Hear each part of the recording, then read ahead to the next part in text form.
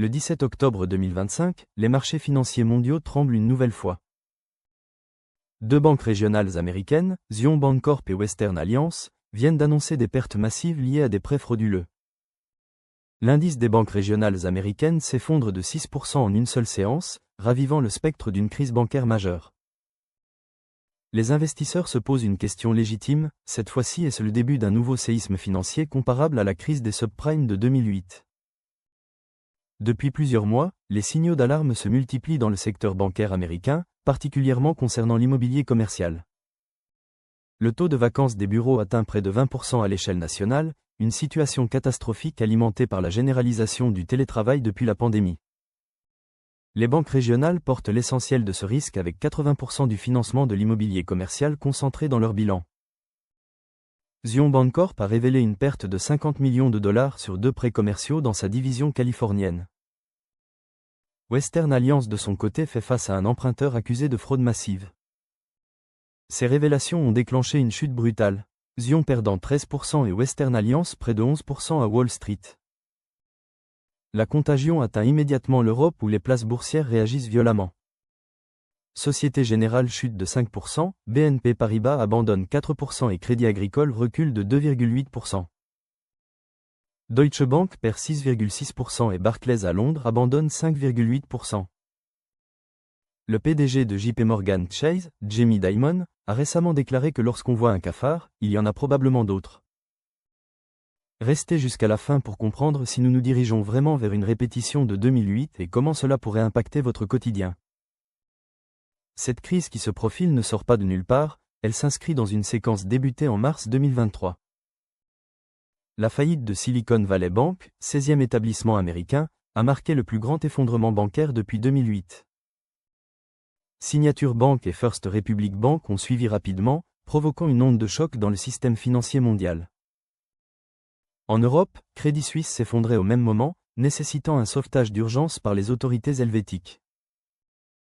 La Réserve fédérale américaine a injecté des centaines de milliards de dollars pour stabiliser le système. Mais la cause profonde de ces fragilités n'a pas disparu, la hausse brutale des taux directeurs.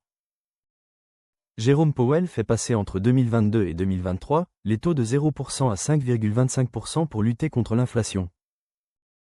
Cette remontée fulgurante a provoqué une dévaluation massive des obligations d'État détenues par les banques. Les établissements qui avaient massivement investi dans ces titres à faible rendement se retrouvent avec des pertes latentes considérables. Bank of America affiche des pertes sur obligations jamais vues dans son histoire. L'immobilier commercial constitue aujourd'hui la bombe à retardement la plus dangereuse du système bancaire américain. Depuis la pandémie, les entreprises réduisent drastiquement leurs espaces de bureau. Le télétravail s'est installé durablement, transformant les habitudes de travail. Dans les grandes métropoles comme San Francisco, New York ou Chicago, le taux de vacances explose. Selon Moody's Analytics, près de 20% des surfaces commerciales sont vides aux États-Unis contre 8% en Europe. Selon Morgan Stanley, environ 70% des crédits immobiliers commerciaux arrivant à échéance fin 2025 se trouvent dans les portefeuilles des banques régionales. Ces établissements de taille moyenne sont beaucoup moins régulés que les grandes banques systémiques. Leur exposition à l'immobilier commercial est 4 à 5 fois supérieure à celle des géants de Wall Street. Si vous trouvez cette analyse pertinente, abonnez-vous et activez la cloche pour soutenir Terra Radar dans son travail d'information. En mars 2024, une banque régionale de New York annonçait déjà des pertes importantes. Son action s'effondrait immédiatement, compliquant sa capacité à lever des fonds. Les autorités américaines préparaient une loi obligeant les banques à utiliser les mécanismes d'urgence de la Réserve fédérale. Mais revenons à 2008 pour comprendre les similitudes et les différences avec la situation actuelle. La crise des subprimes trouvait son origine dans une bulle immobilière résidentielle alimentée par des crédits à risque. Les banques avaient accordé massivement des prêts hypothécaires à des ménages peu solvables. Lorsque la Fed a relevé ses taux de 1% à 5,25% entre 2004 et 2006, les mensualités ont explosé. Des millions de ménages américains se sont retrouvés en défaut de paiement.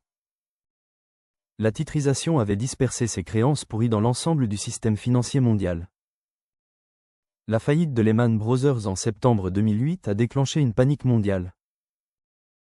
Les États ont dû injecter des milliers de milliards pour sauver les banques et éviter l'effondrement total.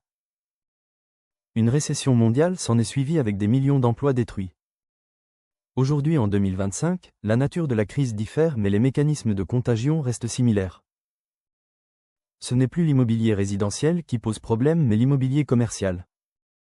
Ce ne sont plus les grandes banques d'investissement qui sont au cœur du séisme mais les banques régionales moins régulées.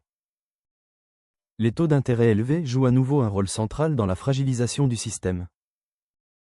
Parallèlement, l'endettement des ménages américains atteint des niveaux inquiétants. Les taux d'intérêt sur les cartes de crédit dépassent 20%, un niveau jamais vu. Entre janvier 2021 et avril 2024, les prix alimentaires ont augmenté de 21%, le logement de 22%, mais les salaires seulement de 16%. Le taux d'impayé sur les cartes de crédit augmente dangereusement. Les titres adossés à des créances hypothécaires commerciales connaissent un taux de défaillance dépassant 5%. Ce chiffre rappelle étrangement les prémices de la crise des subprimes où les défauts sur les titres hypothécaires résidentiels ont déclenché l'effondrement. L'administration Trump a lancé une vague de dérégulation du secteur bancaire américain. Le ratio de levier supplémentaire qui oblige les grandes banques à détenir 5% de fonds propres est dans le viseur. L'objectif est d'exclure les obligations du Trésor et les dépôts des banques centrales de ce calcul. La sénatrice Elizabeth Warren a averti que cela pourrait mettre l'économie en danger d'un nouveau krach. L'Europe n'est pas à l'abri d'une contagion malgré une régulation plus stricte. Les banques allemandes, japonaises et sud-coréennes ont des expositions significatives au marché américain. Les établissements français ont réduit leurs risques mais restent exposés via les marchés de dérivés. La défiance entre banques pourrait à nouveau paralyser le marché interbancaire. Lorsque les flux se tendent, les valeurs financières européennes sont aspirées dans la spirale.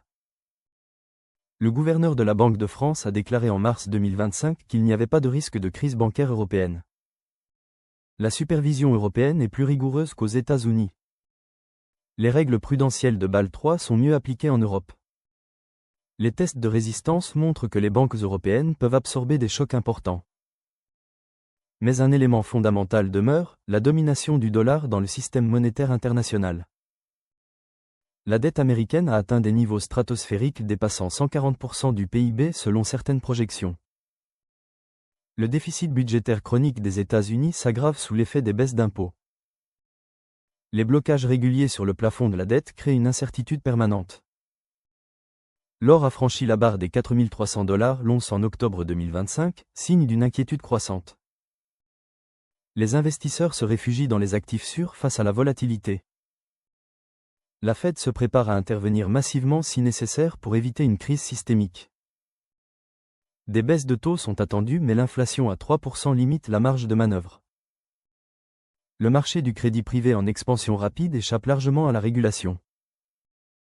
Les fonds spéculatifs accumulent des positions risquées sans supervision adéquate. La dérégulation des crypto-actifs promue par l'administration Trump sème les germes de nouveaux déséquilibres. Le risque systémique augmente avec l'interconnexion croissante des marchés financiers. Un mouvement de panique pourrait déclencher des retraits massifs de dépôts.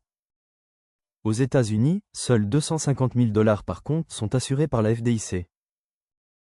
Les dépôts non assurés représentaient 70% des passifs de SVB avant sa faillite. La confiance est le pilier du système bancaire, une fois érodée, la contagion devient incontrôlable. Les autorités multiplient les mesures préventives pour éviter le pire. Les banques centrales ont développé des outils sophistiqués d'injection de liquidités. Les mécanismes de résolution bancaire ont été renforcés depuis 2008. Les grandes banques systémiques sont mieux capitalisées qu'en 2008. Mais comme en 2008, ce sont les citoyens ordinaires qui paieront le prix d'une éventuelle crise. Une récession entraînerait des pertes d'emplois massives. Les marchés immobiliers s'effondreraient avec des saisies en cascade. Les fonds de pension verraient leurs actifs fondre, menaçant les retraites. Les dettes publiques exploseraient avec les plans de sauvetage. Des mesures d'austérité suivraient inévitablement. Les économistes anticipent une dégradation progressive de la situation jusqu'en 2026. Les pays émergents subiraient des dépréciations monétaires brutales. La Chine ne serait pas épargnée malgré sa résilience apparente. Les tensions commerciales entre États-Unis et Chine aggravent le contexte. le FMI a multiplié les avertissements sur la fragilité du système financier mondial.